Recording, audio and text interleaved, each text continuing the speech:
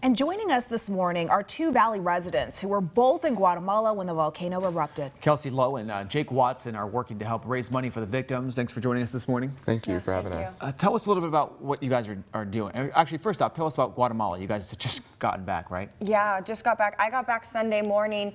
I actually flew out an hour before it erupted. And so when I found out that it erupted, I called Jake right away and told him, you got to get to the airport because they might close it. You got to fly out as soon as possible. Jake, what did you experience? So like I said, or like she said, went straight to the airport and immediately walking outside, like with the wind blowing, I felt like I was completely covered in bugs, but it was actually the rocks that were just coming down with the wind. And my Uber driver's car was completely covered in ash. It was an insane experience.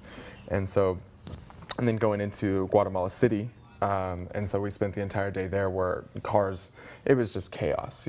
All the cars that were coming in from Antigua were just covered in ash. Definitely a devastated situation. And you guys were telling us, especially watching these images, now that I'm glad you guys are both back home and safe, but watching these images kind of inspired you to help. What are you guys trying to do?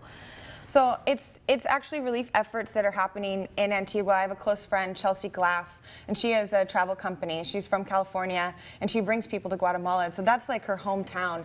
And I was feeling so helpless seeing everyone working there, and so I wanted to really focus on fundraising efforts because we live in the United States. It's the most affluent country. Yeah. So we can't be there with our hands and working, but we can be able to provide financial support to help them, especially for the long-term care. There's like 2,000 people that have been misplaced from their homes. Have you talked to her? Have you spoken with her and discussing what are the needs there? Because when a disaster strikes there, I'm sure it's a little bit different than when it happens here. It definitely is different.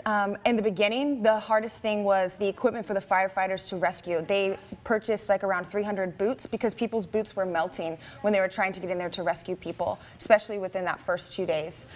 Protective mask, protective eyewear. It was more focused on the volunteers and the firefighters. Now, they just did a drop yesterday and this morning of medicine, amoxicillin, penicillin, a lot of different medicines. And right now, they're actually doing pretty good, medicine-wise. It's the shelters and keeping track of everyone, keeping it sanitary, keeping it clean is a focus right now. And this volcano is still erupting, and you guys have a GoFundMe page. Tell us about it and how people can help. Yeah, the GoFundMe page started by Chelsea and a couple other friends that are all work in Guatemala. It started off as a $1,000 thing. It's now, I believe, almost $22,000. Wow.